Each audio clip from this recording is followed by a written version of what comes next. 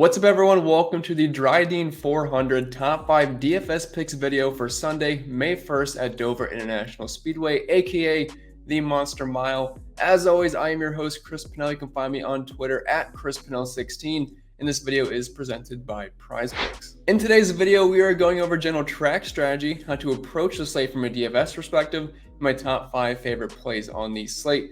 Keep in mind, this video is being recorded pre-practice and qualifying, which has been very important so far this year. So making sure you're staying up to date on the information that comes out throughout the weekend will be very beneficial to you in creating fantasy NASCAR lineups this weekend. And some of my opinions and thoughts on these drivers will probably end up changing. But if you want the up-to-date info and analysis, you can find me and Jason on the Awesemo Live Before Lock show, breaking down the entire slate and answering any questions you may end up having post-practice and qualifying. And as far as how we should approach the slate from a DFS perspective, it's going to be quite different from last weekend at Talladega. We were stacking the back, hoping for chaos and wrecks. Not really going to be the case this weekend. We are back to a pretty short track. It's about 1 mile in length, aka why it's called the Monster Mile. And we have around 400 laps on tap for us, which means close to 300 total odometer points. And nothing like the 2 weeks prior at Bristol Dirt and Talladega, which have been both chaotic and kind of hard to predict races. So going back to short tracks, it's similar to a few weeks ago at Richmond and Martinsville, where you had 400 laps in both races. And if you remember the strategy there, it was just kind of filling up your lineups with dominator points, with potential dominators. So making sure you get at least 2 in your lineup this weekend is going to be very, very important. I will say the pricing has definitely got a little bit harder to just kind of jam in a bunch of dominators. Several weeks ago, you could easily play 3 to 4. It's looking like 2 and maybe 3 is going to be pushing it a little bit, but making sure you get at least 2 in tournaments and 2 in cash games is going to be the best way to attack the slate this weekend.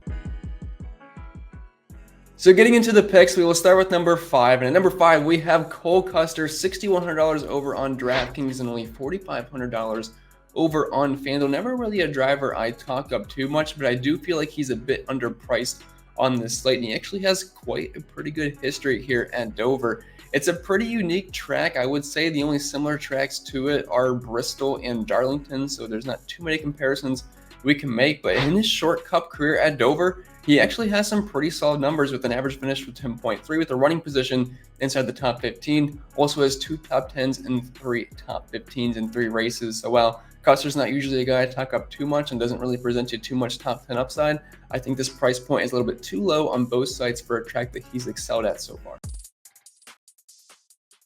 And moving on to number 4, we have Dillon, $7,600 over on DraftKings and only $6,300 over on FanDuel, which I think is a very, very cheap price point. But Dillon is good just about everywhere these days, whether it be super speedways, short tracks, road courses, intermediates.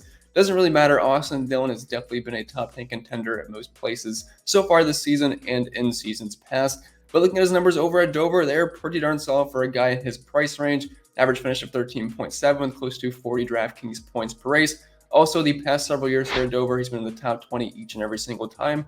And so far this season, while he doesn't offer you a ton of name value, as I always say, he's kind of the most consistent, boring driver in NASCAR, which is never a bad thing at these price points. He has an average finish inside the top 10 at the 5 normal races we've been at so far this year, with 2 top 5s, 3 top 10s, and 4 top 15s, and close to 50 DraftKings points per race. So definitely love the price tag here, especially over on FanDuel where he is nearly free.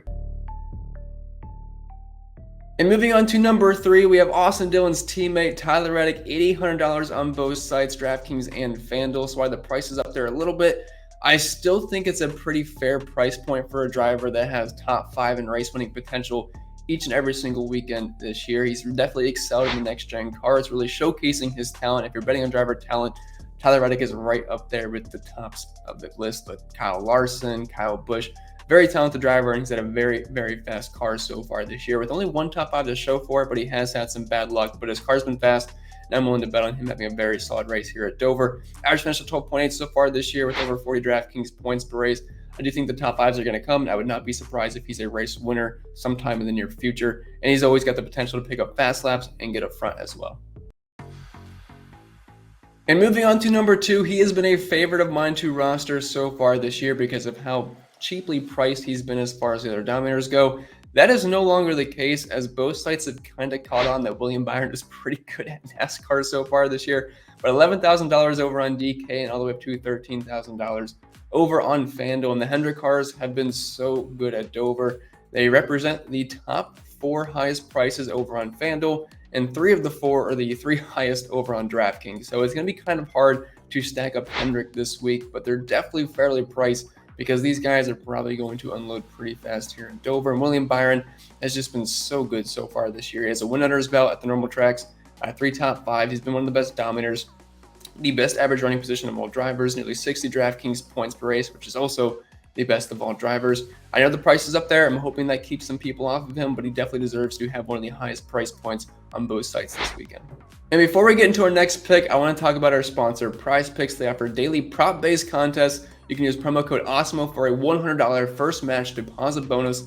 There is no sharks, optimizers, or mass entries.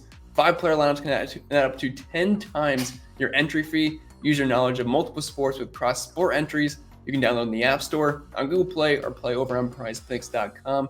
Use our free player props tool to help you make the best selections. You can get 1 free month of Awesemo Plus Platinum when you sign up and make a deposit over at Prize Picks. You'll receive an email within 24 to 48 hours after you redeem your free month of Awesemo Plus Platinum.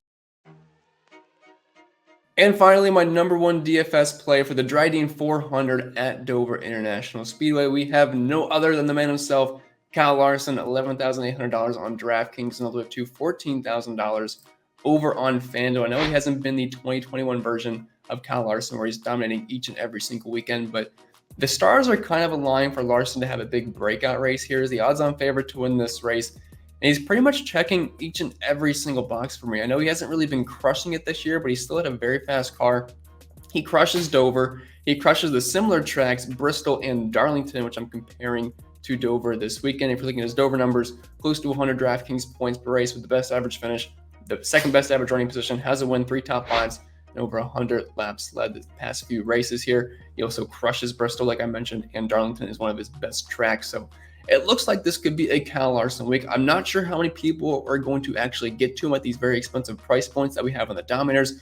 And I wouldn't say he's been quite up there with Chase Elliott, William Byron, even Ryan Blaney so far this year. So here's the hoping he was a little bit overlooked. We'll have to see what he does in practice and qualifying to see if he's going to look like a top-level dominator. But as of right now on the surface, he is looking like arguably the best play on the slate. So just to recap, at number 5, we have Cole Custer, number 4, Austin Dillon, number 3, Tyler Reddick, number 2, William Byron, and number 1, Kyle Larson. All these guys have something similar in common, whether they have good track history here, they've been fast so far this year, or they're just a little bit underpriced. And if you did end up enjoying today's content, make sure to leave a like on the video, subscribe to the channel if you are brand new, and leave a comment down below if you agree or disagree with any of the takes I had, as we love to hear your opinions and thoughts on all the content we put out over on Awesemo. You can follow us on the Sunday for the Live Before Lock show with me and Jason, where we'll break down the entire slate and answer all the questions you may end up having. It should be a good time, and we hope to see you there.